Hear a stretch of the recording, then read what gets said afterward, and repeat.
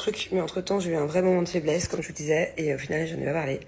Et c'est un truc qui m'a énervé. Alors je sais que c'est rien en soi, mais je sais pas, ça m'a vénère.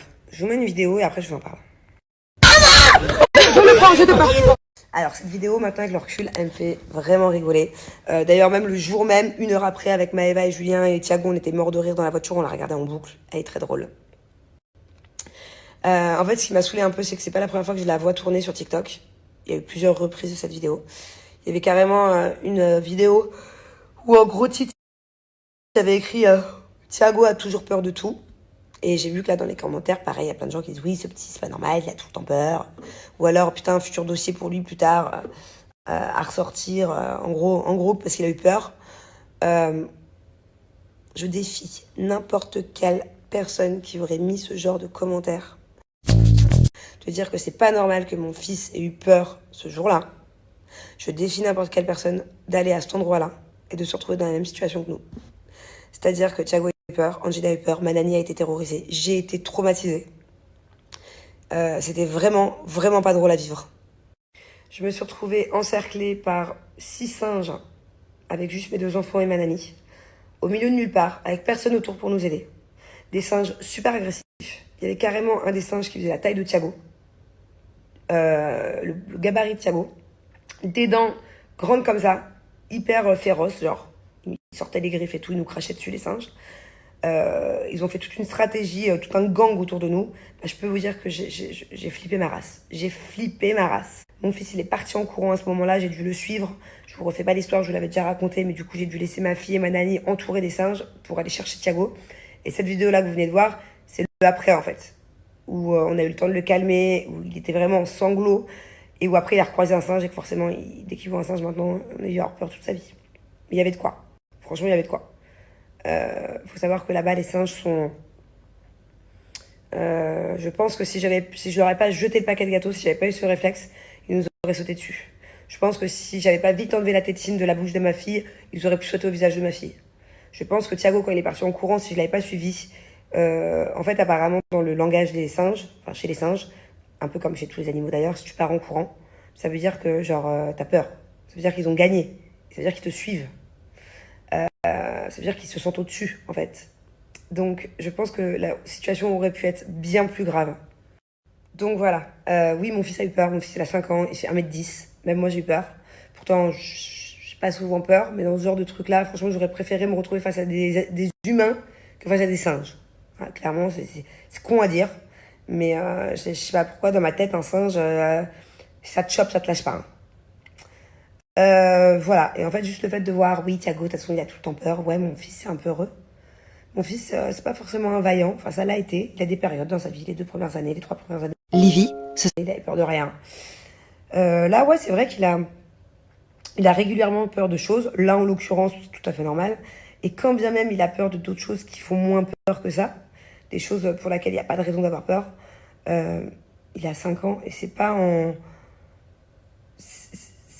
en se moquant d'un enfant qui a souvent peur ou en critiquant que plus tard ça ira mieux pour lui.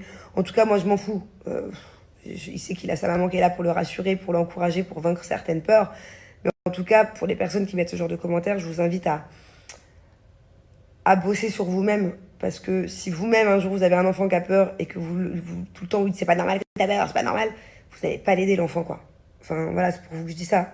Vous, ça va rien changer à mon fils et à l'éducation que je lui ai donnée et au fait que du coup, il va apprendre un petit peu à être moins peureux.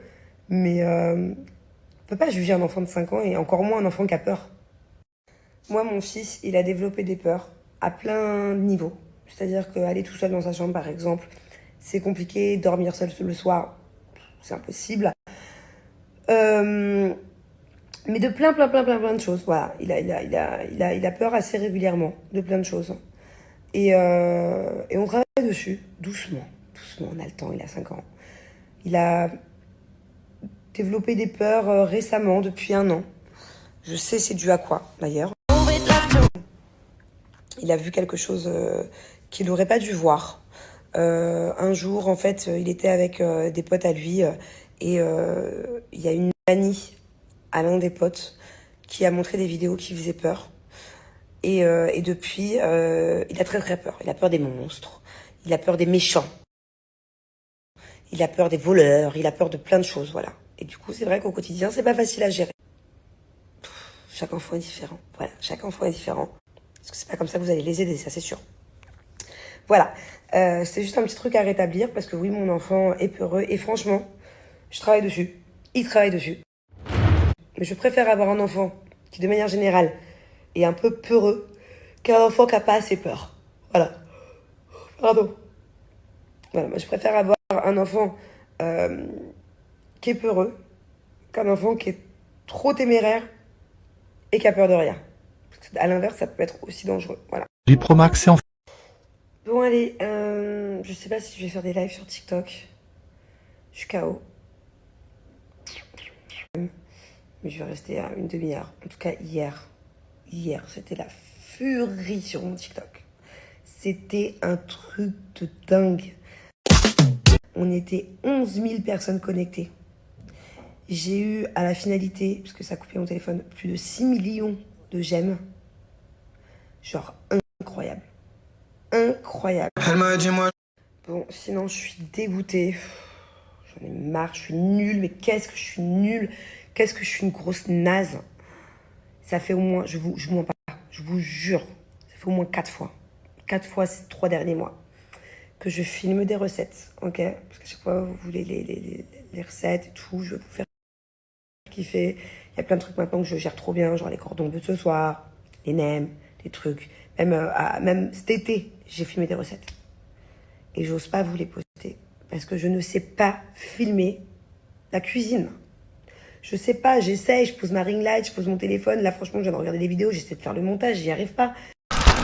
C'est tout dégueu, j'ai un câble qui dépasse, j'ai de la farine un peu partout. Fait chier, putain, c'est beau quoi. Donc je sais pas, est-ce que vous voulez une recette? Genre, c'est mal cadré? Est-ce qu'on s'en fout? Comme dans les TikTok de recettes ou dans les Instagram, les réels. C'est pas genre clac, clac, clac, clac, clac, chum non plus, mais si c'est un peu chum. Mais